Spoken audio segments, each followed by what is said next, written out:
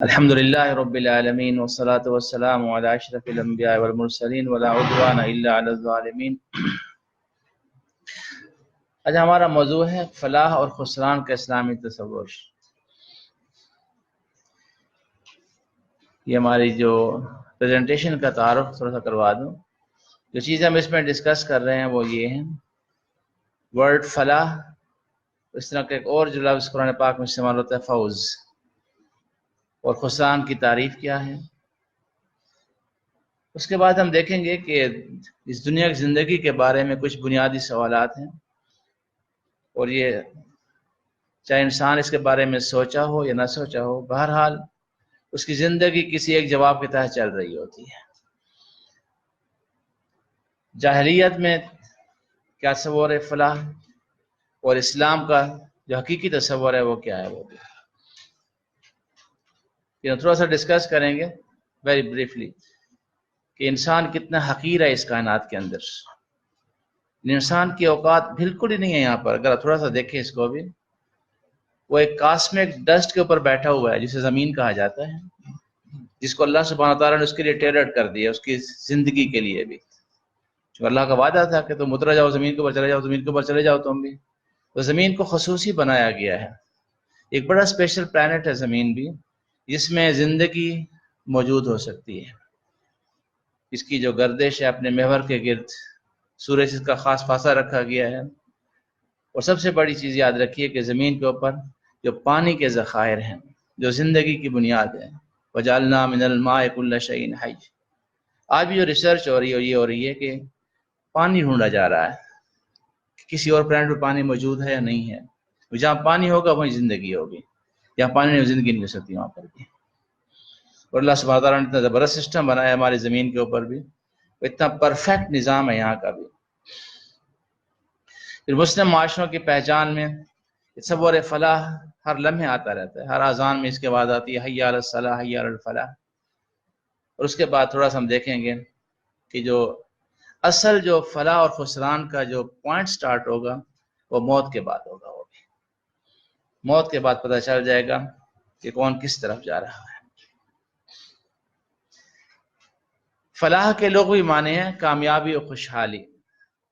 یہ لفظ خسران کی ضد ہے، جس کے معنی خسارہ، نامرادی ہے۔ عرب کہتے ہیں افلح الرجل، فلاں شخص کامیاب ہوا، اپنی مراد کو پہنچا، آسودہ خوشحال ہو گیا، اس کی سٹرگلز، اس کی ایفرٹس برابر ثابت ہو گئیں۔ سو محنت کا جائز پھل مل جانے کامیابی کے لیے یہ ورڈ فلاح استعمال کیا جاتا ہے۔ قرآن پاک کی مشہور آیات ہیں قد افلح المؤمنون، یقیناً فلاح پا گئے وہ مومن، نمازوں میں خشوع اختیار کرتے ہیں، عاجزی اختیار کرتے ہیں، جو لغویات سے دور رہتے ہیں، جو زکوٰۃ کے طریقے پر عمل کرتے ہیں، اپنی شرمگاہوں کی حفاظت کرتے ہیں، بجز اپنی بیویوں کے اور اپنے ملک یمین کے، کہ پھر ان میں کوئی ملامت نہیں ہے، جس سے آگے کچھ چاہیں گے وہی ہاتھ سے گزرنے والے ہیں، جو اپنی امانتوں اور اپنے عہد کا خیال رکھتے ہیں۔ ابھی بات ٹیچرز کی بات ہو رہی تھی ابھی، یاد رکھیے ہمارے معاشرے میں آج یہ چیز بالکل ختم ہوتی جا رہی ہے، امانت اور عہد۔ جب بھی خطبہ دیا کرتے تھے ہمیشہ فرمایا کرتے تھے، اکثر فرمایا کرتے تھے لا دین لمن لا عہد لہ ولا ایمان لمن لا امانۃ لہ۔ اس کا کوئی دین نہیں، کوئی نظریہ نہیں، کوئی زندگی کا نظام نہیں اس کا بھی جس کو اپنے عہد کا پاس نہیں، اس کو، اور اس کا کوئی ایمان نہیں جس کو اپنی امانت کا خیال نہیں۔ اس طرح ہمارے پاس امانت ہوتے ہیں، ہمارے پاس بھی ان کے والدین نے پیسے خرچ کر کے ان کا ٹائم ہمارے پاس امانت ہے۔ یہ بہت بڑی چیز ہے بھی، اگر ایک معاشرے کے اندر عہد اور امانت کا خیال کیا جائے اس کے بارے میں، اور یہ اہل ایمان کی صفت ہے یہ بھی، اور جو نمازوں کی حفاظت کرتے ہیں۔ اس کے بعد ایک اور ورڈ استعمال ہوتا ہے فاز یفوز فوزن، success, triumph, victory, attainment, achievement, accomplishment, یعنی کسی مصیبت سے نجات پا کر اپنے مقصود کو حاصل کرنے کا، اس کے لیے ورڈ فاز استعمال ہوتا ہے۔ یہ بڑی پیاری آیت ہے قرآن پاک کی بھی، کل نفس ذائقۃ الموت، ہر نفس نے موت کا مزہ چکھنا ہے۔ ایک انایویٹیبل ہے، یہ کوئی شخص اس سے فرار اختیار نہیں کر سکتا، تو یہ تکوینی ہمارا یاد رکھیے، اس میں کوئی چوائس نہیں ہے کسی کے پاس بھی۔ یہ اپنے وقت پر موت آ جائے گی. وَإِنَّمَا تُوَفَّوْنَ أُجُورَكُمْ يَوْمَ الْقِيَامَةِ. پورا نظریہ سمیٹ دیا کہ اسلام کا بھی یہ جتنے تم ایفرٹس کر رہے ہو اس کا اجر تمہیں قیامت دن دیا جائے گا تمہیں. دنیا بیسیکلی دارالامتحان ہے. اس امتحان کے ختم ہونے کے بعد تمہیں اس کا اجر دیا جائے گا. اور یہ اجر میری قیامت میری موت ہوگی، یاد رکھیے. یہ ساری شد قیامت ہے. جو انسان مر جائے گا اس کا قیامت شروع ہو جائے گی اس کے بارے میں بھی. فَمَنْ زُحْزِحَ عَنِ النَّارِ، جو آگ سے بچا لیا گیا. زحزح عربی زبان میں ایک بڑا عجیب ورڈ ہے یہ بھی. یعنی کوئی اتنی مشکل چیز کو آپ ہٹا رہے ہیں، جیسے بہت بڑی چٹان آپ کے سامنے آ گئی ہے، اس کو راستے سے ہٹا رہے ہیں اس کو ابھی. تو دوزخ سے بچنا کوئی آسان کام نہیں ہوگا، کیونکہ انسان کے عمل کو کچھ بھی نہیں انسان کے پاس بھی. یعنی اگر اللہ سبحانہ تعالیٰ حساب لینے پر آ جائے کوئی بھی نہیں بچ سکتا. آپ کی نماز دعا پڑھ رہے تھے، اللہم حاسبنی حسابا یسیرا. ایسے کہ یا رسول اللہ کہ اللہ نے قرآن پاک میں نہیں کہا کہ جس کو اس کی کتاب دائیں ہاتھ میں دیا جائے گا اسے آسان حساب دیا جائے گا. تو آپ اس دعا کیوں کر رہے ہیں آسان حساب کے لیے بھی؟ اور میں عائشہ نہیں، بات یہ نہیں ہے. اس کا مطلب یہ ہے کہ مجھ سے کچھ پوچھا بھی نہ جائے بالکل بھی. جس سے پوچھا گیا وہ تباہ ہو گیا اس کے بعد بھی. اور یاد رکھیے آگ سے بچنا کوئی آسان کام نہیں ہے. اللہ کی رحمت انسان کو بچا سکتی ہے. حضرت پاک فرماتے ہیں کہ بنی اسرائیل کا ایک عالم تھا، عابد تھا، بنی اسرائیل کا عابد. تو فرمایا جنت اس کو جنت میں بھیج دو، جنت میں بھی. تو اس نے کہا یہ میرے عمل کی بنیاد پر ہے. فرمایا اس کو واپس بلاؤ، اس کے سارے اعمال ایک پلڑے میں رکھو، اور صرف جو آنکھ کی نعمت اس کو ہم نے عطا کی ہے اسے پلڑے میں رکھو. تو آنکھ کی نعمت کا پلڑا بھاری ہوتا ہے، اس کو جنت میں پھینک جاتا ہے اس کو بھی. تو انسان یاد رکھیے اللہ کی نعمتوں کا کبھی بھی اس کا وہ نہیں کر سکتا. وہ بھی کتنی نعمت، آپ تو بہتر جانتے ہیں ان چیزوں کے بارے میں بھی. انسان کی باڈی بذات خود کیا ہے. یعنی جب میں کبھی دیکھتا ہوں ہمارے گھروں میں ایسا ہوا ہے، ڈائلسس جو ہوتا ہے کتنا عزت ناک مرحلہ ہوتا ہے. یہ بھی وہ کیا کیا ہو رہا ہے اس کے اندر ہو رہا ہوتا ہے. گردوں کا نعمت پھر بھی نہیں ہو سکتا. وہ بھی ہم کتنے سکون سے جاتے ہیں، واش روم میں جاتے ہیں، پیشاب کر واپس آ جاتے ہیں. کتنی بڑی اللہ کی نعمت. لیکن معرفت کی بات ہوتی ہے. رسول اللہ فوراً دعائیں کرتے تھے، اللہ تیرا شکر ہے تیرا بھی، مجھے تو نے مصیبت سے نجات دلا دی، مجھے پیشاب کا رک جانا، پخانے کا رک جانا. کتنے انسان کی کتنی چیزیں انسان کے اوپر، اللہ کی نعمتیں انسان کے اوپر بھی. یہ نماز کیا ہے؟ اگر نماز پڑھ لی میں نے، کیا کر لیا میں نے؟ اس نماز کے پڑھنے میں کتنے عوامل ہیں جو میرے اپنے ہی ہیں بھی. میموری کس نے دی، یہ میں کیسے بینڈ کیسے کر جاتا ہوں. ہم بھی روبوٹکس میں کام کرتے تھے امریکہ میں بھی. تو یقین کریں کہ روبوٹ کو کھڑا کرنا کتنا مشکل ہوتا ہے. روبوٹ کو کھڑا کرنا، لٹانا، کیسے 100 کروڑ بدل لیتے ہیں کروٹ. یہ کتنی بڑی خدا کی نعمت ہے. یعنی ہمارا جو کنٹرول سسٹم ہے یہ سیلف جنریٹنگ ہے سارا کچھ بھی. مثلا خود بخود پاور جنریٹ کر رہے ہوتے ہیں سارے بھی. ایسا سسٹم کوئی نہیں بنا سکتا، یاد رکھیے بھی. میں ایک دفعہ ہمارے جو پروفیسر تھے بایو میڈیکل کے تھے وہ بھی، تو میں ان کے پاس گیا تو انہوں نے پھر بایو میڈیکل چھوڑ دی. انہوں نے شعر و شاعری شروع کر دی. میں سے پوچھا امریکہ میں کہ بھائی آپ نے یہ کیوں شروع کر دیا؟ تو کہتا ہے محمد until we don't have control about brain we cannot do anything. یہ برین کیسے کمیونیکیٹ کرتا ہے؟ یہ بھی کہتا ہے کہ ہم نے ایک وہ روبوٹ بنایا، اس میں صرف 50 یا 100 ٹیکٹائل سینسرز لگائے اس کے اوپر بھی. Communication field. ہماری باڈی میں ملینز آف سینسر لگے ہوئے ہیں، سارے کام کر رہے ہوتے ہیں. تو یاد رکھیے انسان کے پاس جو اللہ کی نعمت، اس لیے فمن زحزح، جو بچا لیا گیا، جو بھی جس پر اللہ کا خصوصی رحم ہو گیا وہ بچ جائے گا. وہ بھی وہ جنت میں داخل کر دیجیے گا، وہی کامیاب ہو گیا، منزل مقصود کو پا گیا. دنیا کی زندگی تو بس ایک دھوکے کا سامان ہے. اب کچھ میں کوشچن رکھتا ہوں آپ کے سامنے بھی، اور سارے جواب آپ کو معلوم ہیں ان چیزوں کے بارے میں بھی. کیونکہ اسلام ایک لاجیکل دین ہے، وہ کوئی چیز فورس نہیں کرتا. ہر چیز کو آرگومنٹ ہوتی ہیں ہر چیز کے اندر بھی. اس سے 23 سال میں قرآن پاک کا نزول ہوا، سوال کیے گئے، جب انہوں نے کوشچن کیے، ان کے جواب دیے گئے، تاکہ انسان اس راستے پر چلے تو کنوکشن سے چلے. وہ بھی یہ فورس نہیں کرتا کسی کو بھی. میں امریکہ میں چرچ کے اندر ایک لیکچر دے رہا تھا. چرچ میں جو کہ سروس 11 بجے شروع ہوتی تھی، پھر انہوں نے 1 گھنٹہ دیا 10 سے 11 بجے تک. اس طرح بھرا کمرہ تھا، اس میں سب لوگ بیٹھے ہوئے تھے. تو میں نے اسے مودی کی ایک پمفلیٹ تھا واٹ اسلام اسٹینڈس فار، وہ میں اس کی سمری ساری بتائی ان کو، ساری کھڑے کر 1 گھنٹے کے اندر. تو خدا شاید ایک لڑکا کھڑا تھا کونے میں، ایک چرچ کا جو پادری بن رہا تھا فیوچر کے لیے. پورا 1 گھنٹہ بالکل اسٹینڈ اسٹل کھڑا رہا، میری ہر بات سنتا رہا. پھر مجھے کہتا ہے I wish I had the same conviction about Christianity what you about Islam. ایک دین ہے، یاد رکھیے، ایک لاجیکل دین ہے جس کی ہر چیز خود بخود فلو کرتی ہے. اس پمفلیٹ کو بھی پڑھیں آپ، اس پمفلیٹ کو بھی، واٹ اسلام اسٹینڈ فار. اس طرح انہوں نے عقیدے کی بات کی ہے. پھر ایک عقیدے کو عمل میں ٹرانسلیٹ کرنا یہ کوئی معمولی بات نہیں ہوتی، یاد رکھیے. گراؤنڈ ریئلٹیز کچھ اور ہوتی ہیں اس کے اندر بھی. یہ ایک تصور تھا، ایک خواب تھا، ارسطاٹل کا خواب تھا، سوکریٹ کے خواب تھے. یہ بھی ایک ایسی اسٹیٹ دنیا میں وجود آئے جس میں مذہب جو ہو وہ لیڈ کرے زندگی پورے نظام کو بھی. لیکن وہ اسٹیٹ صرف آپ نے قائم کی دنیا کے اندر آ کر، جس میں عقیدے کی بنیاد پر عمل کیا. اس میں پھر کافی چیزیں آتی ہیں اس کے اندر بھی. تھیوریٹیکلی آپ بہت سی باتیں کر سکتے ہیں. چھوٹی سی ایک مثال دوں میں آپ کو بھی کہ سوکریٹ کے سامنے کوشچن پیش کیا گیا تھا، واٹ از جسٹس؟ انصاف کیا چیز ہے؟ تو لوگوں نے اسٹوڈنٹ نے پورے اس کی بک ہے اس کے بارے میں پوری بھی، بٹ اسٹوڈنٹ کے جواب دیتے گئے. وہ کہتا نہیں، حقدار کو حق دینا بڑا آسان ہے، کہہ دینا. یہ بھی اسے شاید آپ کے پاس کوئی چیز رکھتا ہے، ویپن رکھتا ہے کوئی بھی، وہ لینے آتا ہے، وہ اس کو بعد اس کا دماغ خراب ہو جاتا ہے. اس کا بھی وہ اس قابل نہیں کہ استعمال کر سکے، کہ اس کا ویپن اس کو واپس کرنا کہ انجسٹس ہوگا. یہ بھی وہ کہتا ہے نہیں، میں شاید کا پسٹل رکھا، اس دوران اس کا دماغ خراب ہو گیا، وہ انسین ہو گیا، وہ پاگل ہو گیا. وہ دوبارہ اس کی چیز اسی کی ہے، اس کو واپس نہیں کی جا سکتی کے ساتھ بھی، انجسٹس ہوگا. یہ اس طرح قرآن پاک نے کتنے خوبصورت انداز میں یتیم کا ذکر کیا ہے کہ یتیم کے مال کو اس کے حوالے کرنا جب وہ رشد کے قابل نہ ہو، یہ بھی انجسٹس ہوگا. اور جب وہ رشد کے قابل ہو جائے پھر اپنے پاس رکھنا، یہ بھی انجسٹس ہوگا. یہ تو ایک چیز کو ٹرانسلیٹ کرنا عملی زندگی کے اندر بھی. کبھی اسیرت کا مطالعہ کریں، آپ حیران رہ جائیں گے. آپ کی کوئی ڈیڈ اینڈ نہیں ہے. ہر چیز کے بارے میں آسم کے بارے میں وہ دے رہے ہیں، راستہ بتا رہے ہیں. ہم اکثر حدیث پڑھتے رہتے ہیں اس میں رمضان مبارک کے مہینے میں، کہ جہاں سے چیز شروع ہوئی تھی کہ اگر شخص روزے کی حالت میں کوئی ایسا فیل کرے روزہ ٹوٹ جائے، اس کے بارے میں بڑی پیاری حدیث ہے. اس کے بارے میں بھی ایک شخص آتا ہے کہ یا رسول اللہ میں ہلاک ہو گیا. اور میں کیا ہوا؟ میں روزے کی حالت میں بیوی کے پاس چلا گیا. تو میں کہا تیرے پاس کوئی غلام ہے اس کو آزاد کر دے؟ کہتا ہے نہیں. کیا تو 60 دن کے مسلسل روزے رکھ سکتا ہے؟ کہتا ہے نہیں.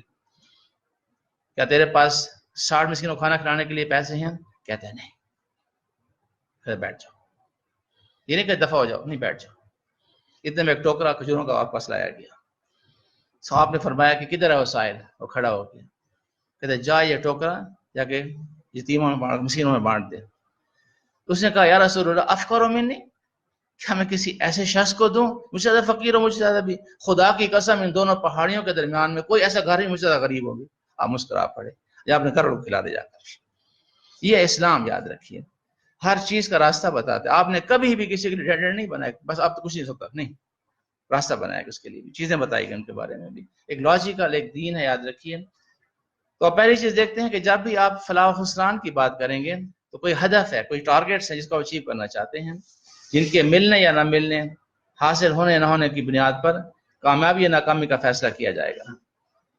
کوشچن یہ اٹھتے ہے اہداف کون مقرر کرے گا؟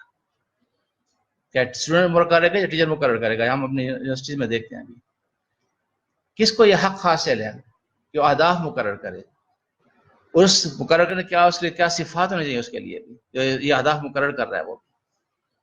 اب کوشچن اگر اہداف ہی غلط ہوں پھر کوشچن ہی کامیابی کا تصور باقی نہیں رہتا، کامیابی کا تصور باقی نہیں رہتا. تو اہداف کا صحیح ہونا بہت ضروری ہے. اس سے پیش کر کے ہم ڈیسائیڈ کریں فلاح اور خسران کیا چیز ہوتی ہے. اگر اہداف ہی غلط ہوئے ساری کوشچن رہ گاں چلی جائیں گی.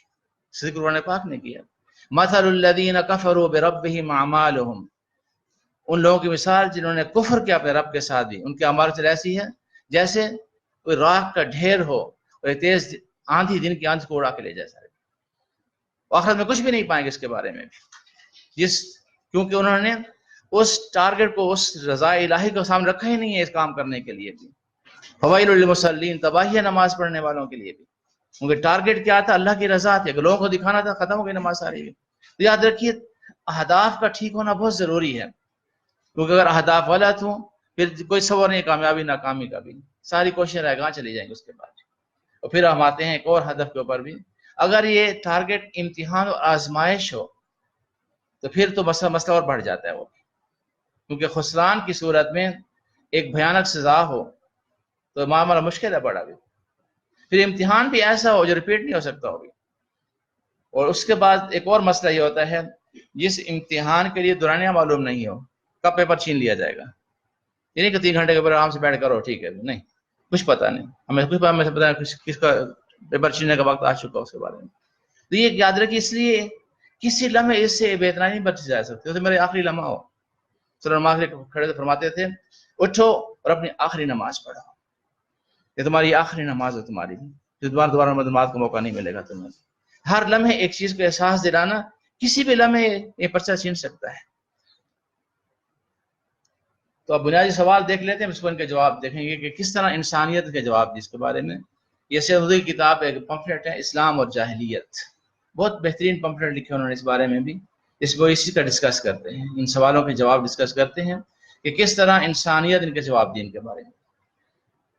پہلا کوشچن یہ ہے, میں کون ہوں, کیا ہوں, ذمہ دار ہوں یا غیر ذمہ دار, خود مختار ہوں یا ماتحت, محتاج ہوں کس کا اور جواب دہ ہوں تو کس کے سامنے, میری اس دنیا زندگی کا کوئی نتیجہ ہے یا نہیں ہے, اور ہے تو کیا ہے, یہ جسم اور جسمانی قوت میری اپنی مل گئے کسی اور کا عطیہ ہیں, ان کا حساب کوئی لینے والا ہے یا نہیں ہے, ان کے استعمال کا ضابطہ مجھے خود متعین کرنا ہے یا کسی اور کو, گرد و پیش کے شاہ کا مالک میں خود ہوں یا کوئی اور ہے, ان پر میرے اختیارات محدود ہیں یا غیر محدود, اگر محدود ہیں تو مقرر کرنے والا کون ہے, انسانیت کس چیز سے عبارت ہے, انسان اور انسان کے درمیان فرق و امتیاز کی بنیاد کیا ہے, اور دوستی دشمنی, اتفاق و اختلاف, تعاون اور عدم تعاون کی اساس کن امور پر ہے, یہ نظام کائنات کس قسم کا ہے, اس میں میری حیثیت کیا ہے. اس کے اندر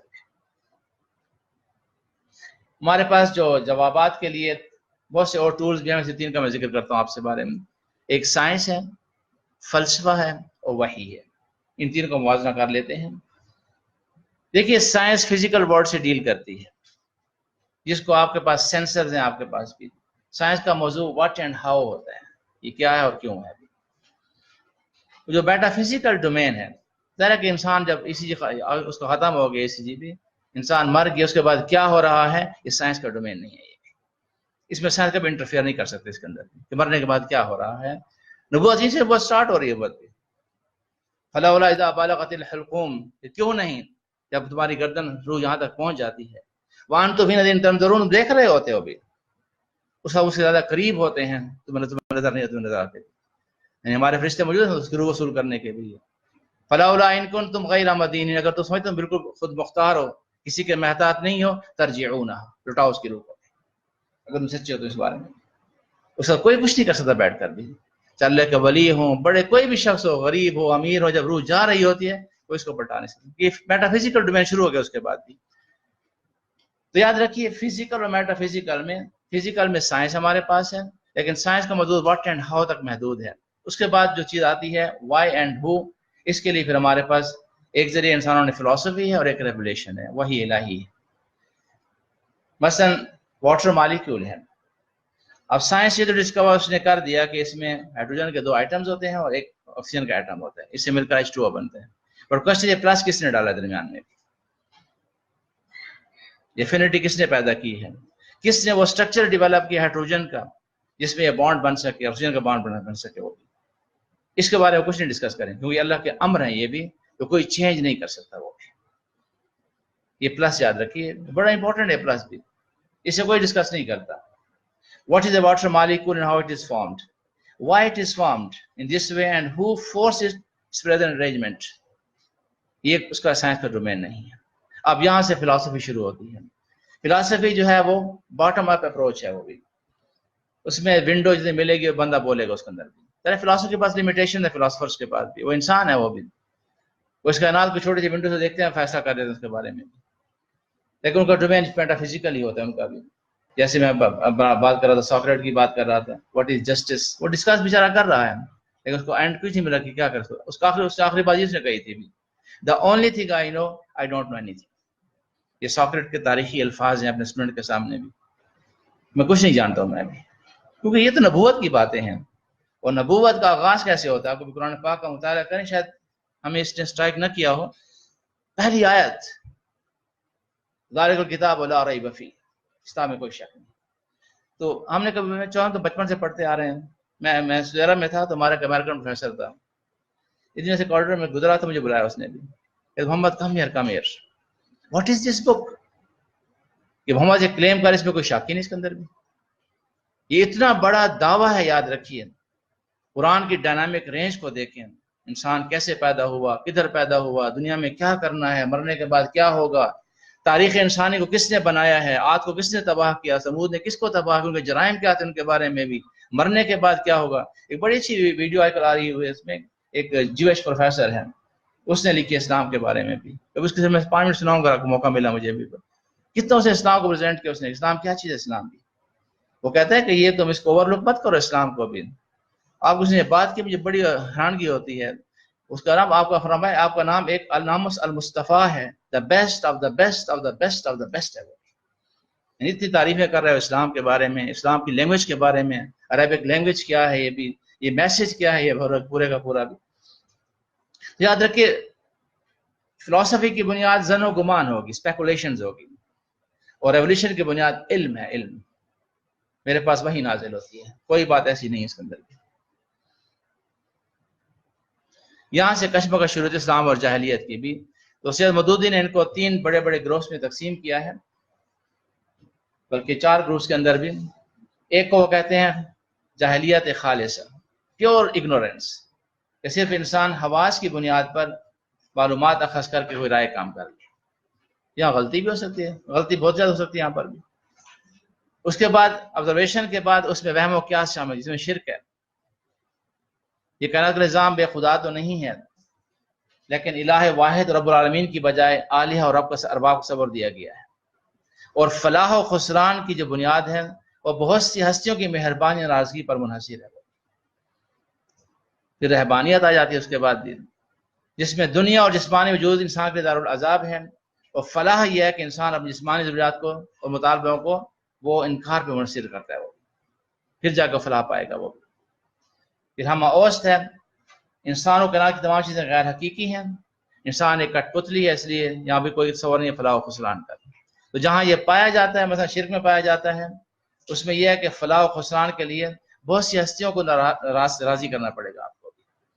رہبانیت میں جتنا انسان جب جسمانی ضروریات کو انکار کرے گا اتنا وہ فلاح کے قریب پہنچتا جائے گا۔ ہم اوس میں کوئی تصور پایا نہیں جاتا اس کے بعد، اور مشاہدہ حصی کے اندر بس صرف اپنی جسمانی ضروریات کو پورا کرنا ہے۔ تھوڑا سا یہ دیکھیے اس کے بارے میں بھی کہ جاہلیت خالصہ کے اندر روح کوئی چیز نہیں ہوتی، اخلاقیات کوئی چیز نہیں ہے، بس جسم ہے، اس کی ضروریات کو پورا کرنا انسان کی ذمہ داری بنتی ہے۔ جاہلیت راہبانہ میں جسم کچھ نہیں ہے، جو کچھ کرنا ہے روح کے لیے کرنا ہے آپ نے بھی، اور جاہلیت مشرکانہ میں سپریشن ہے دونوں کے بھی، روح الگ ہے جسم الگ ہے اس کے اندر بھی۔ اسلام کہتا ہے کہ نہیں، جسم اور روح الگ الگ نہیں ہیں، بلکہ اللہ سبحانہ و تعالیٰ نے بطور امتحان روح جسم سے جوڑا ہے، جسے مہلت امتحان ختم ہونے پر فرشتے وصول کر کے دارالجزا کی طرف لے جاتے ہیں۔ فرشتے جسم کو نہیں لے کے جاتے، وہ روح کو لے کے جاتے ہیں، اور اس کے بعد جو کچھ ہوتا ہے اس روح کے ساتھ ہو رہا ہوتا ہے، روح کے ساتھ ہو رہا ہوتا ہے، جو عذاب ہو رہا ہوتا ہے، جو بھی ہوگا وہ روح کے ساتھ ہوگا۔ وہ پھر جب قیامت دوبارہ پیدا کرے گا مالک بھی، اسی روح کسی اور جسم میں ڈال دے گا وہ بھی۔ ہم پہلے پیدا کر چکے ہیں، دوبارہ پیدا کر سکتے ہیں وہ۔ اس کے بعد یہی جسم ہوگا، اسی روح کے ساتھ ہوگا، وہ جہنم میں ختم نہیں ہوگا، وہ بھی آگ میں رہے گا، اس کو موت نہیں آئے گی۔ اس کے بارے میں بھی وہ قادر ہے، جو چاہے وہ کر سکتا ہے، ہم قادر ہیں اس کے اوپر، ہم جو چاہیں کر سکتے ہیں۔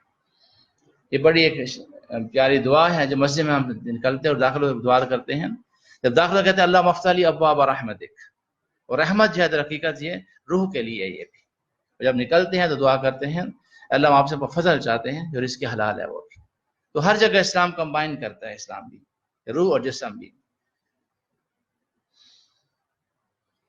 تو یہ جو نعرہ ہے جاہلیت خالصہ کا بھی، جو کہ دنیا کی زندگی ہے بس اس میں کھاؤ پی عاشی کرو بھی، وقالوا ما هي الا حیاتنا الدنیا، زندگی کچھ نہیں ہے مگر دنیا کی زندگی ہے بھی، نموت و نحیا، اس میں مرتے ہیں، اس میں زندہ ہوتے ہیں، وما یہلکنا الا الدہر، ہمیں سے زمانہ ہی ہلاک کر دیتا ہے، وقت سے ہم ہلاک ہو جاتے ہیں، یعنی جیسے گھڑی کی چابی تھی ختم ہو گئی تو بندہ مر گیا وہ بھی۔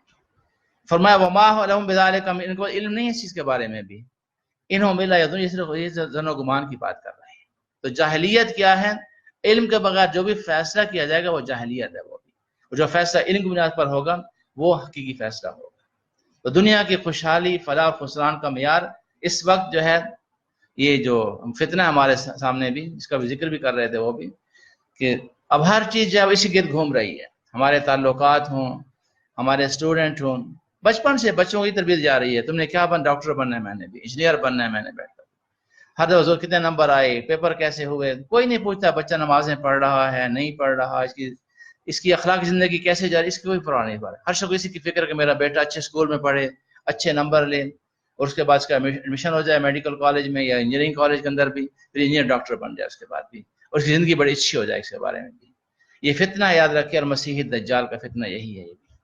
جو کبھی اگر آپ کو موقع ملے اور پروٹوکالز کو پڑھیں، جو زائنسٹ نے پروٹوکالز لکھے ہوئے ہیں، حیران کن بات ہے، بالکل ویسی دنیا چل رہی ہے اس وقت بھی. انہوں نے روڈ میپ لکھا تھا آج سے 200 سال، تقریباً 150 سال پہلے لکھا تھا انہوں نے، روڈ میپ دیا تھا. اب انسانیت کو کیسے ہم چلائیں گے اس کے بعد بھی، تاکہ وہ پلیٹ فارم تیار ہو جہاں ہمارا وہ کنگ آف دا ورلڈ آ سکے، یعنی جو مسیح دجال، اس کی تیاری کے لیے انہوں نے بھی. میں ایک دفعہ میں سن رہا تھا اس کو، اسرائیلی پرائم منسٹر کو بھی، اس نے کہا کہ جو تم ٹچ فون استعمال کر رہے ہو کہاں بنا ہے؟ اسرائیل میں بنا ہے اس سے. تو کتنا بڑا نقصان ہے اس وقت بھی. یعنی وقت جو ہماری سب سے قیمتی متاع کیسے جا رہی ہے، میری بھی اور آپ کی، انٹرنیٹ کے ذریعے سے، موبائل فون کے ذریعے سے ہم کتنے گھنٹوں ہمارے ضائع ہو جاتے ہیں. وہ بھی وہی ہے اس کا دجال کا فتنہ اس کے اندر بھی. اس کے بعد شرک اور رہبانیت نے قرآن پاک کی مختلف مثالیں میں رکھی یہاں پر بھی. مثلا مشاہدہ اور قیاس، جیسے وَإِذَا قِيلَ إِنَّ وَعْدَ اللَّهِ حَقٌّ وَالسَّاعَةُ لَا رَيْبَ، ان سے کہا جاتا ہے اللہ کا وعدہ سچا ہے اور قیامت کی گھڑی میں کوئی شک نہیں. قُلْتُم مَا نَدْرِي مَا السَّاعَةُ، وہ کہتے ہیں ہم نہیں جانتے ایک گھڑی قیامت کی کیا ہوتی ہے. إِن نَظُنُّ إِلَّا ظَنًّا، ہم صرف ایک گمان رکھتے ہیں اس کے بارے میں بھی، ہمیں یقین نہیں ہے اس کے بارے میں بھی. یہ گمان، مومن یقین رکھتا ہے، ہمیشہ یاد رکھیے. وَبِالْآخِرَةِ هُمْ يُوقِنُونَ، آخرت پہ یقین رکھتے ہیں وہ بھی. ان کو پتہ ہے کہ میں نے مرنا ہے، خدا کو جواب دینا جا کر. لیکن جو درمیان میں ہوتے ہیں وہ بس ایک گمان تھے کہ مرنا تو ہے، آخرت تو ہے، لیکن یقینی کیفیت نہیں ہے اس کے اندر.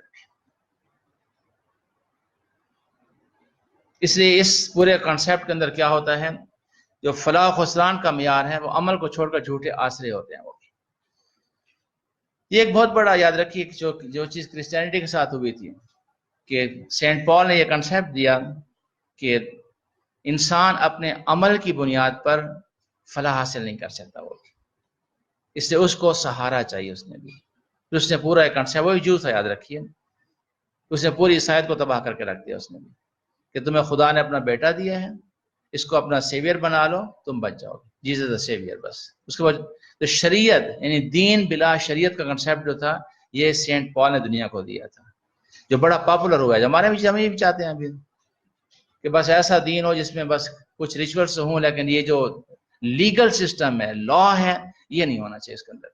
وہ یہ بات بار بار کہہ رہا ہے کہ اسلام از اے لیگل سسٹم. اسلام تو نام ہی قانون کا، اسلام بھی، یا بغیر قانون کوئی چیز نہیں چلتی. قانون یہ ہماری عبادت میں کتنا بڑے قوانین ہیں ہمارے اندر بھی. وضو کیسے کریں گے، وضو کے کیا چیزیں ہوں گی، نماز کیسے پڑھیں گے، نماز کی رکعتیں، ایک قانون ہے بیسیکلی بھی. ہے تو یہ بھی نماز ایک دعا ہے بھی، لیکن ہر چیز کو انڈر لا لایا گیا ہے، قانون کے تحت لایا گیا. اس کو سود کیا ہوگا اور چیزیں کیا ہوں گی ساری بھی. لیکن یہ جو تصور ہے اس وقت دنیا میں، یہی چیز وہ اسلام کے بارے میں کرنا چاہتے ہیں. یاد رکھیے اس وقت پورا دنیا کا زور یہ ہے کہ ایک ایسا اسلام دین پیش کیا جائے جس میں قانون نہیں ہونا چاہیے.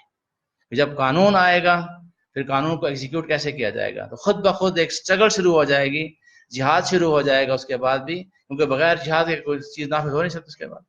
تو یہ سارا جو پورا فلسفی ہے، قانون ہی کی فلسفی کی بنیاد پر یہ جہاد فی سبیل اللہ ہوگا، قتال ہوگا، ڈومینیشن ہوگی. اگر قانون کو نکال دیں گے پھر تو آپ کہیں بھی رہ سکتے اس کے بعد. تو اس پورا جو نیا نظریہ یہ آ رہا ہے کہ اسلام ایسا دنیا کو دیا جائے جو سینٹ پال نے دیا تھا اسلام کو. صوفیزم کو ترویج دی جائے، اور چیزوں کو ترویج دی جائے، جیسے بس بیٹھ کر ذکر کرتے رہے لوگ بیٹھ کر بھی، اور قانون کی بات نہ کریں. یہ ایک آیت کی تشریح ہے جو انہوں نے کیا مولانا نے بھی، سورہ المومنون کی آیت ہے. اَيَحْسَبُونَ أَنَّكُمْ، یہ بہت بڑا نظریہ ہے اس وقت دنیا میں کہ جس کے پاس مال و دولت ہے وہی کامیاب ہے. وہ تو ہم کامیابی کو بیکورڈ دیکھا جا رہا ہے. بہت خطرناک نظریہ ہے جس کو آپ قرآن پاک مولانا کی تشریح فرما رہے ہیں. پہلی بات یہ ہے کہ اہداف کی غلطی ہے. لوگوں نے فلاح اور خیر اور خوشحالی کا ایک محدود ماضی تصور رکھتے ہیں لوگ بھی.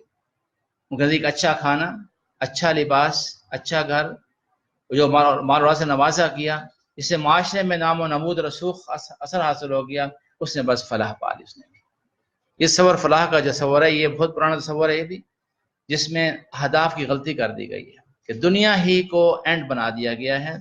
جو دنیا میں اچھی زندگی گزار رہا ہے وہ کامیاب ہے، اور جو اس سے محروم ہو گیا وہ ناکام ہو گیا. وہ یہ بڑا پاپولر تصور ہے بھی جو قرآن پاک ذکر فرما رہا ہے. تو خدا کا محبوب وہی ہے.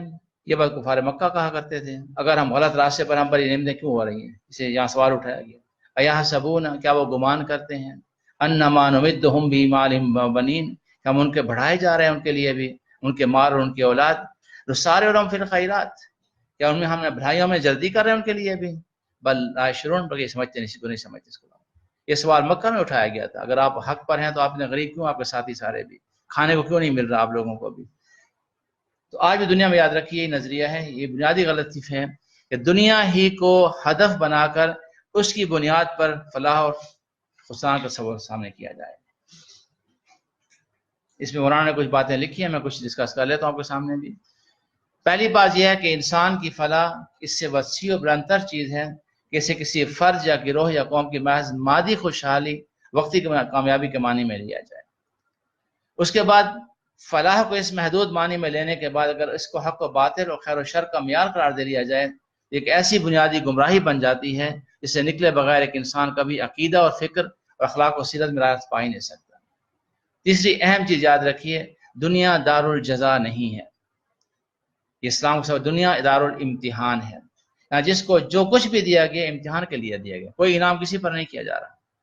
فَأَمَّا الْإِنسَانُ إِذَا مَا ابْتَلَاهُ رَبُّهُ فَأَكْرَمَهُ وَنَعَّمَهُ، جب اللہ کسی بندے کو آزماتا ہے اس کو نعمتیں دیتا ہے، اس کے بارے میں عزت دیتا ہے، وہ کہتا ہے میں تو بڑی عزت دے دی کہ مجھے بھی. وَأَمَّا إِذَا مَا ابْتَلَاهُ فَقَدَرَ عَلَيْهِ رِزْقَهُ، کسی اور کو آزماتا ہے، رزق کم کر دیتا ہے. فَيَقُولُ رَبِّي أَهَانَنِ، کہتا ہے رب نے ذلیل کر دے مجھے. کلا، ہرگز نہیں. یہ معیار غلط ہے حق و باطل کا بھی، کہ جس کے پاس دنیاوی نعمتیں ہیں وہ حق پر ہے، یہ وہ غلط ہے وہ بھی. اور تیسری بات یاد رکھیے کہ فلاح کا دامن یقیناً حق اور نیکی کے ساتھ بندھا ہوا ہے. یہ ایسی حقیقت ہے کہ باطل اور بدی کا انجام خسران ہے. لیکن اس دنیا میں چونکہ باطل اور بدی کے ساتھ عارضی اور نمائشی فلاح، اور اس طرح حق و نیکی کے ساتھ ظاہری وقتی خسران ممکن ہے، یہ دھوکہ دے دیجیے لوگوں کو. حضور پاک فرمایا کرتے تھے کہ اللہ سبحانہ تعالیٰ نے جنت کو تکلیفوں سے گھیر رکھا ہے اور جہنم کو خواہشات سے گھیر لیا اس کے اندر. یہ ایک بہت بڑی آزمائش انسان کے لیے. یاد رکھیے کہ ہمیں حق و باطل کو ظاہر سے نہیں دیکھنا اس کے بارے میں، بلکہ ان کو کسی اصولوں کی بنیاد پر دیکھنا ہوگا. یہ چیز کسی قوم کا بھی ہے.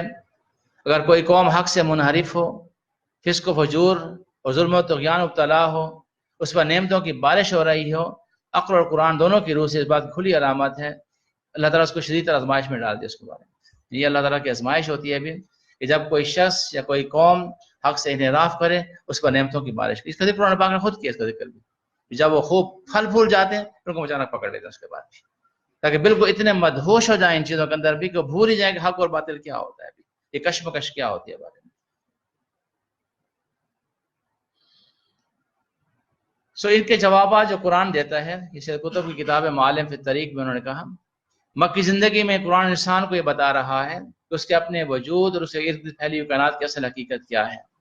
وہ انسان کو یہ بتاتا ہے کہ وہ کون ہے، کہاں سے آیا ہے، کس غرض کے لیے. یہ قرآن پاک کا بنیادی موضوع ہے. قرآن پاک میں وہ آخر وہ کہاں جائے گا، وہ معدوم تھا، کس نے خلات وجود بخشا، کون سی ہستی اس کا خاتمہ کرے گی، اور خاتمہ سے کون سی انجام سے دوچار ہونا پڑے گا. انسان کو یہ بھی بتاتا ہے اس وجود کی حقیقت کی جسے وہ دیکھتا اور محسوس کرتا ہے. وہ کون سی ہستی ہے جو پردہ غیب میں کافر محسوس کرتا ہے لیکن دیکھ نہیں پاتا. اس طرح کائنات کا کس نے وجود بخشا ہے، اس کا منتظم اور مدبر کون ہے. یعنی ایک ایسی کائنات جس میں آپ کو ہر جگہ حکمت نظر آتی ہے، ایک بہت اٹل قانون نظر آتا ہے. سورج کو دیکھیں، چاند کو دیکھیں، یعنی صدیوں سے چلے آ رہے ہیں چیزیں بھی. کوئی ایسا ڈے نہیں کہ آج بریک ہو جائے گی، نہیں، سوال ہی پیدا نہیں ہوتا. والقمر قدر، میں کل سے چاند کو دیکھ رہا تھا بیٹھ کر بھی. والقمر قدرناہ منازل حتی عاد کالعرجون القدیم، ہم نے چاند کی منزلیں مقرر کر دی ہیں، یہاں تک سو کی شاخ کی طرح ہو جاتا ہے۔ لَلشَّمْسُ يَنبَغِي لَهَا أَن تُدْرِكَ الْقَمَرَ، سورج کی طاقت نہیں کہ چاند کو پکڑ سکے بھی، رات دن سے پہلے آ سکتی ہے۔ كُلٌّ فِي فَلَكٍ يَسْبَحُونَ، ہر ایک اپنے اپنے دائرے میں تیر رہا ہے۔ یعنی کتنا بڑا مظہر ہوتا ہے چاند کا۔ حضور پاک جب چاند نکلا تھا فرمایا کرتے تھے کہ ربنا و ربک اللہ، تیرا رب بھی اللہ ہے، میرا رب بھی اللہ ہے، ہمارا بھی۔ تو خوش قسمت ہے کہ تو بغیر کسی اپنی خواہش کے اس حکم کی پیروی کر رہا ہے۔ میں آزمائش میں ہوں کہ مجھے یہی کام مجھے بھی کرنا ہے جو تو کر رہا ہے، لیکن تو خود بخود کیا جا رہا ہے کہ تیرے پر تکوینی احکامات ہیں، مجھے چوائس دے دیا گیا مجھے بھی، اسی ہماری بہت بڑی آزمائش ہے ہماری۔ ورنہ پوری کائنات اس بات کی گواہی دے رہی ہے کہ اس کائنات کے اندر کوئی ہستی ہے، کوئی منتظم ہے اس کا، کوئی بھی کوئی مدبر اس کی تدبیر کر رہا ہے، لیکن نظر نہیں آتا وہ بھی۔ اسے کون گردش دے رہا ہے، اسے کون نیا پہرن بخشتا ہے، کس کے ہاتھ میں ان تغیرات کا رشتہ ہے جن کا ہر چشم بینا مشاہدہ کر رہی ہے۔ تو یہ بھی سکھاتا ہے کہ خالق ناصر سے رویہ کیا ہونا چاہیے۔ وہ یہ بھی واضح کرتا ہے کہ انسانوں کے باہمی تعلقات کیسے ہونے چاہیے۔ یہ ان سوالوں کا ایک جواب تو قرآن دیتا ہے، پر اس میں زیادہ ٹائم نہیں لگاتا ہوں آپ کے بارے میں بھی۔ صرف یہ یاد رکھیے کہ انسان کا جو سفر ہے اسپیس اور ٹائم کے اندر وہ بہت مختصر ہے۔ وہ بھی یہ زمین پر ہم رہ رہے ہیں، اس کی کیا اوقات ہے زمین کی بھی۔ دیکھیے یہ صرف ہمارا اپنا سولر سسٹم ہے ابھی، اس زمین کا ڈائمیٹر جو ہے 12,756 کلومیٹر ہے، اور جبکہ اس میں جو سیچرن ہے اس کا 120 1,20,000 اس کے بارے میں بھی، اور سورج تو بہت ہی بڑا ہے اس کے اندر بھی، لیکن اس کے بعد زندگی ختم نہیں ہوئی۔ دیکھیں پھر یہ تو سٹارٹنگ پوائنٹ اس کائنات کا بھی، پھر یہ چلتا جاتا ہے۔ یہ گیلیکسی ہماری بھی، اس گیلیکسی میں 2 اور سورج پائے جاتے ہیں اس طرح کے۔ تو زمین کو کچھ بھی نہیں ہے، زمین پوری کائنات کے اندر بھی یہ 5 مرلے 1 کنال 2، یہ دیکھیں فاصلے دیکھیں یہاں پر اس گیلیکسی کے بھی، زیرو کاؤنٹ کریں آپ حیران رہ جائیں گے آپ کو۔ یہ بھی کچھ بھی نہیں ہے، یہ بھی چیزیں آگے بڑھتی جاتی ہیں، انسان کے وسائل ختم ہوتے جا رہے ہیں، کائنات ختم نہیں ہو رہی۔ کائنات کے بارے میں وقت دیکھیے ہمارے پاس کیا وقت ہے، ہمارے پاس بھی ایک لامحدود زمانہ تھا، ایک خاص ٹائم کے اوپر۔ یہ دیکھیے ایک انسان کا یہ سائیکل ہے، انسان کا بھی یہ سائیکل کیا ہوگا، اس کا بھی 60 سال 100 سال کا سائیکل ہے، لیکن کاسمک اسکیل کچھ بھی نہیں، کاسمک اسکیل کے اوپر بھی یعنی ایک ایسے ستارے موجود ہیں اس کائنات کے اندر بھی جن کی روشنی زمین تک پہنچتے بلین لائٹ ایئرز لگ جاتے ہیں۔ وہ بھی جب رات کو آپ یہ کائنات دیکھ رہے ہوتے ہیں، بڑی پرانی کائنات ہے یہ بھی، پیچھے کیا کچھ ہو چکا کچھ پتہ نہیں، کیا کچھ ہو چکا ہے اس کے اندر بھی، بلینز لائٹ ایئرز لگتے ہیں ان کی روشنی زمین تک پہنچنے کے لیے بھی۔ اتنی وسیع اور اس کائنات میں یہ 60 سال 100 سال کیا ہے۔ قرآن پاک نے سوال اٹھایا، جب انسان اس دنیا کو طے کر کے حشر میں پہنچے گا، رب الجلال پوچھے گا قال کم لبثت، کتنا عرصہ ٹھہرے زمین کے اندر ٹھہرے ہوئے تھے؟ لبثنا یوما وبعض یوم، ہم دن کو حصہ ٹھہرے تھے بھی۔ فاسأل العادین، آپ پوچھ لیجئے جنہوں نے شمار کرتے تھے وہ لوگ۔ قال ان لبثتم الا قلیلا لو انکم تعلمون، کاش تمہیں یہ بات زندگی میں محسوس جاتے بھی، مگر زندگی اتنی بڑی چھوڑی ہے ہماری زندگی، اس چھوٹی زندگی تم اتنا بڑا ڈیسیژن لے لیا تم نے بھی، کیسے تم جہنم کے مستحق بن گئے تم بھی۔ یہ چھوٹی زندگی اس لیے دی گئی تھی کہ تم اس میں سوچو بیٹھ کر اس بارے میں۔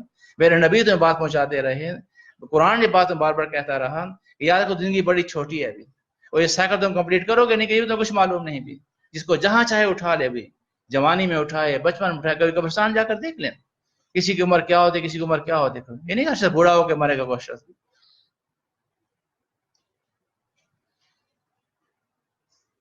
تو دنیا کی زندگی کے بارے میں قرآن پاک کا تصور یہ یاد رکھیے کہ یہ ایک ظاہری جو ورچوئل ریالٹی ہمارے سامنے آتی ہے، یہ حقیقت نہیں ہے، یہ بھی حقیقت کچھ اور ہے اس کے پیچھے بھی۔ یا ایھا الناس، اے لوگو، ان وعد اللہ حق، اللہ کا وعدہ سچا ہے۔ فلا تغرنکم الحیات الدنیا، تمہیں دنیا زندگی دھوکہ میں نہ ڈال دے تمہیں، وہ بڑا جو دھوکے باز ہے تمہیں اللہ کے بارے میں دھوکہ دے دے۔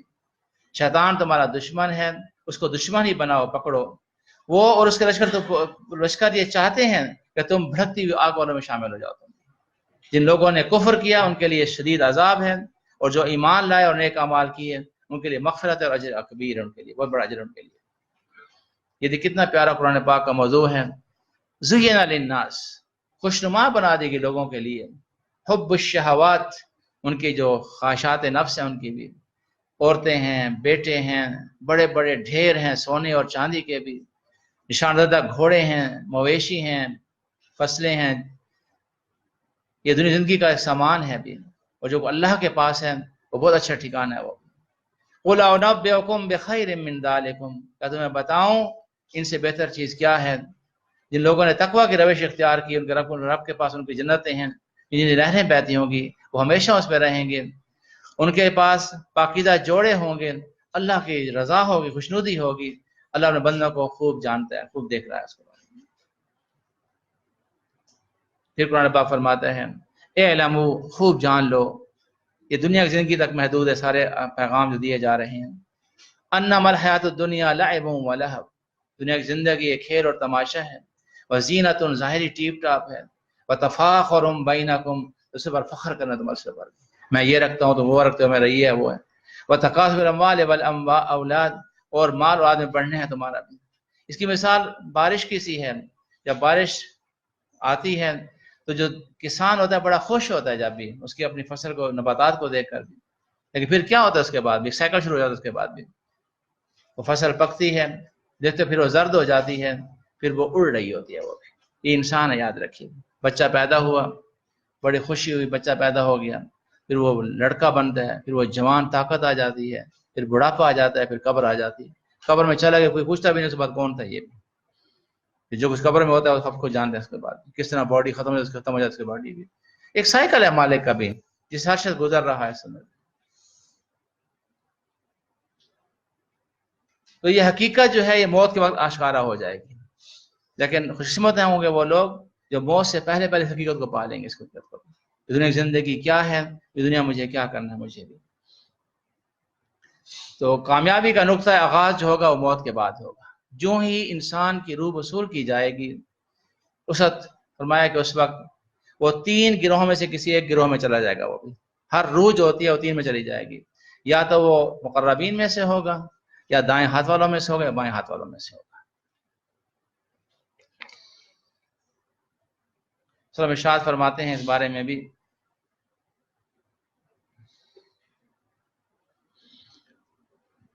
ایک شخص آپ کے پاس آیا، فرمایا یا رسول اللہ مجھے کچھ نصیحت کیجیے، فقال اذا قمت فی صلاتک فصلی صلاۃ مودع، جب تم نماز کے لیے کھڑے ہو ایسے نماز پڑھی، تمہاری آخری نماز ہے یہ بھی، دوبارہ تمہیں نماز نہیں ملے گی تمہیں بھی، اور کوئی ایسی بات منہ سے نہ کرو اسی تمہیں کل اس کے بارے میں عذر پیش کرنا پڑے اس کے بارے میں، اور جو کچھ لوگوں کے ہاتھ میں ہے اس سے بالکل لا تعلق ہو جاؤ، بالکل کوئی پرواہ نہ کرو کسی کے پاس کیا کسی کے پاس نہیں، تو اپنی فکر کرنی چاہیے۔ سے روایت فرماتے ہیں یہ دنیا جو ہے یہ پیٹھ پھیر کر جا رہی ہے، میرا ہر دن، میرا ہر لمحہ مجھے دنیا سے الگ کرنے لگا ہے، میں موت کے قریب جا رہا ہوں، میں ہر لمحے بھی زندگی میری بڑھ نہیں رہی بھی، اور آخرت مقبلہ، اور آخرت سامنے آ رہی ہے مسلسل بھی میرے سامنے، یعنی جو سفر جاری ہے میرا بھی، یہ میرا سفر موت کا سفر جاری ہے میرا بھی، آخرت میرے قریب آ رہی ہے، اور ہر ایک کے بیٹے ہوتے ہیں، دنیا کے بھی آخرت کے بھی، فَكُونُوا مِنْ أَبْنَاءِ الْآخِرَةِ، تم لوگ آخرت کے بیٹے بنو، وَلَا تَكُونُوا مِنْ أَبْنَاءِ الدُّنْيَا، دنیا کے بیٹے مت بنو، فَإِنَّ الْيَوْمَ عَمَلْ وَلَا حِسَاب، آج عمل کا وقت ہے، حساب نہیں، اور آج آپ کا بھی، وَغَدًا حِسَابٌ وَلَا عَمَلْ، کل حساب ہوگا، عمل نہیں ہوگا اس کے بارے میں۔ اور یاد رکھیے حضرت پاک نے ارشاد فرمایا تھا کہ انسان کے مرنے کے بعد 3 چیزیں باقی رہ جاتی ہیں اس کے بارے میں بھی، ایک چیز یاد رکھیے اس کے نیک اولاد ہوگی، اس کے لیے دعا کرتی رہے گی، ایک وہ علم نافع چھوڑ کر چلا گیا، اگر آپ نے کوئی ایک اچھا بچہ تیار کر لیا، ایک ڈاکٹر تیار کر لیا جس نے فی سبیل اللہ، اس کے اندر جذبہ پیدا ہو گیا، وہ مریضوں کی خدمت کرتا رہا، آپ اس کو ثواب ملے گا مرنے کے بعد۔ یہ بہت بڑی چیز ہے ٹیچر ہونا، یاد رکھیے، یعنی اگر آپ نے کسی ایسے بچے کو تیار کیا، ایسا علم چھوڑ کے چلے گئے، ایسے علم سے لوگوں کو آپ نے کیا کہ جو کل وہ شخص اس کو اگر استعمال کرتا ہے اللہ کے راستے میں بھی، تو یہ تو بہت بڑے اس کے لیے اجر ہوگا اس کے لیے بھی۔ اور دوسری چیز کوئی ایسا کام کر کے چلا گیا کہ جو لوگوں کے کام آتا ہے بعد میں، جیسے میں بیٹھا تھا راج اسپتال دیکھ رہا تھا بیٹھ کر ڈاکٹر عثمان کے ساتھ بھی، بڑی خوشی ہوتی ہے، کتنا بڑی اپرچونٹی ڈاکٹرز کے لیے بھی، کتنے مریض آتے ہیں روزانہ آتے ہیں، ایک مریض سے ایک پیار سے بات کرنا بہت بڑی بات ہوتی ہے۔ حضرت پاک فرمایا کرتے تھے کہ تیرا اپنے بھائی سے مسکرا کے ملنا بھی صدقہ ہے یہ بھی، اور آپ کو اتنا چانس ملتا ہے آپ کے پاس، دکھی لوگ آتے ہیں، پریشان ہوتے ہیں، ان سے پھر پیار سے بات کر لیں گے، کیا حال ہے تمہارا، ٹھیک ہو، بس خوش رہے گا، یعنی اگر ڈاکٹر منہ بنا کے بیٹھا ہوگا پھر اس کی کیا کیفیت ہوگی، تو آپ کو بہت چانسز ہیں آپ کے پاس بھی، خاص کر ڈاکٹر کے پاس بہت چانسز ہیں آپ کے پاس۔ پھر آپ نے ارشاد فرمایا کہ 5 سے پہلے اپنے غنیمت سمجھو. وہ 5 چیزیں کیا ہیں؟ شبابک قبل حرمک، اپنی جوانی کو بڑھاپے سے پہلے، وصیحت قبل سقمک، اور اپنی صحت کو بیماری سے پہلے، وغناک قبل فقرک، اور اپنی مالداری کو فقر سے پہلے، وہ فراغ قبل کا شغلک، اور فراغت کو مشغول ہونے سے پہلے، وحیات قبل موتک، اور اپنی زندگی کو موت سے پہلے غنیمت سمجھو. یہ جو ٹائم دیا گیا ہے وہی ٹائم ہمارے پاس بھی. میرے بھائی یہ جو سزا آتی ہے ہر دفعہ بھی مسلم معاشرے کے اندر، حی علی الصلاح حی علی الفلاح، آؤ نماز طرف، آؤ فلاح کی طرف. تو فلاح کی پکار صبح شام چل رہی ہوتی ہے، اس لیے جب بھی یہ پکار آئے تو فوراً نماز کے لیے جانا چاہیے، فوراً، کبھی اس میں ڈیلے نہیں کرنا چاہیے، کیونکہ یہ ایسی پکار ہے جو اللہ کا منادی پکار دے رہا ہوتا ہے. ایسے کا فرمان پاک ہمارے ساتھ بیٹھے باتیں کر رہے ہوتے تھے، جو ہی مؤذن کہتا تھا، بلال کہتا تھا حی اللہ اکبر، ہم سے ایسے بے نیاز ہم جانتے بھی نہیں ہمیں. پھر فرمایا کرتے تھے ارحنا بالصلاۃ یا بلال، اے بلال ہمیں نماز سے راحت پہنچاؤ، میں نماز سے. تو نماز ایک بہت بڑا ذریعہ ہے، دن میں 5 بار یہ نماز جو ہوتی ہے، اس لیے اس کے بارے میں کوئی کوتاہی نہیں کرنی چاہیے. اس کے بارے میں یہ چھوٹی سی ویڈیو دیکھیے بھی، یہ سفر جو ہم سب نے طے کرنا ہے. Did you ever stop for a while and ask yourself, what is going to happen to me the first night in my grave? قبر کی پہلی رات کیا ہوگی؟ کوئی دوست نہیں ہوگا، کوئی رشتہ دار نہیں ہوگا، کوئی لائٹیں نہیں، کچھ بھی نہیں ہوگا. اس وقت ایک تاریک کوٹھری میں پڑے ہوں گے، اس وقت کیا ہوگا میرے ساتھ بھی؟ What have I prepared for death? Will I be in heaven or hellfire? How often do I remember death? Think about the moment your body is being washed and prepared to enter your grave. Think about the day people will be carrying you to your grave. یہ ہر شخص ہونا ہے، یہ اللہ کا اٹل فیصل ہے. Your family is crying. Think about the moment you are put in your grave. ذبح فرماتے ہیں انسان کے 3 ساتھی ہیں، اس کا مالہ و اہلہ و عملہ، اس کا مال، رشتہ دار، اس کے بعد اس کے جو عمل ہے. جو ہی اس کا موت آئے گی مال ختم ہو گیا، ابھی اس کا مال نہیں رہا، اس کے بعد نہ اس کا بینک بیلنس، نہ اس کی گاڑی، اور اس قابل نہیں مال کو استعمال کر سکے، وہ بھی ختم ہو گیا، مال بھی جدا ہو گیا.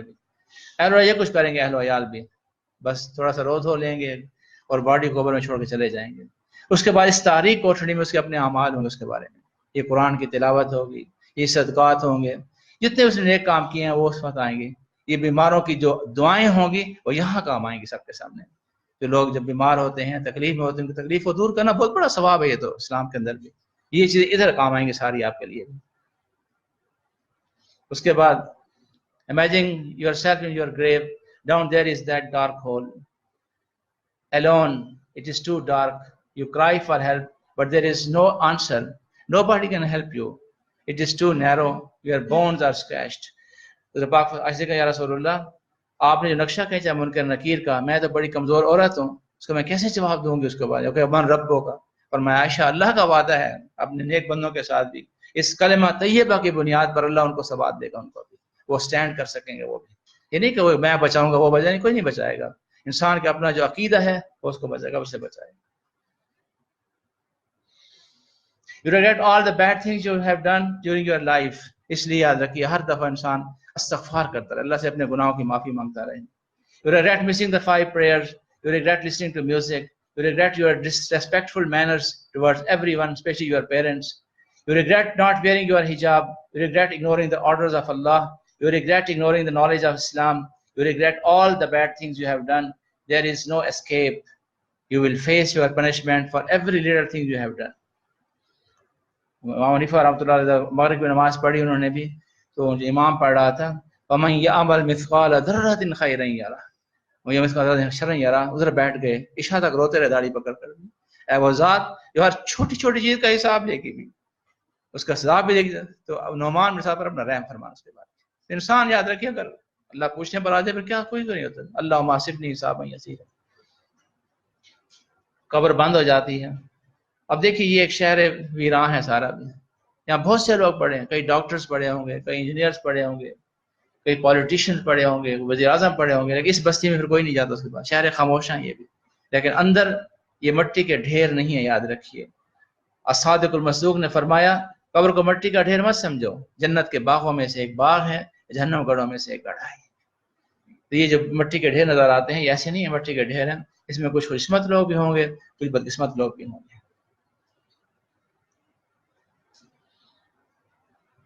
تو دنیا میں یاد رکھیے غریب بھی ہیں امیر بھی ہیں، لیکن یہ کرائٹیریا کچھ بھی نہیں ہے یہ والا بھی، چاہے وہ جھونپڑی میں رہے چاہے محل میں رہے، الٹیمیٹلی اس نے قبر کی کوٹری میں جانا ہے سندر۔ تو فقیر کی منزل بھی غنی کی منزل ایک ہوگی اس کے بعد ہی، یہاں پتہ چلے گا کون کامیاب ہے کون ناکام ہے۔ تو میں صرف آپ سے درخواست کروں گا کہ آپ لوگ، اللہ تعالیٰ نے آپ کو موقع دیا ہے، ایک بہت اچھا پلیٹ فارم بھی آپ کو دیا ہے، آپ کے پاس دکھی انسانیت آتی ہے، تو آپ جتنا بھی ان کے لیے کر سکتے ہیں آپ کریں گے، ان کی دعائیں بڑی کام آئیں گی آپ انشاءاللہ بھی۔ اللہ تعالیٰ مجھے اور آپ سب کو سمجھنے عمل کرنے کی توفیق عطا فرمائے۔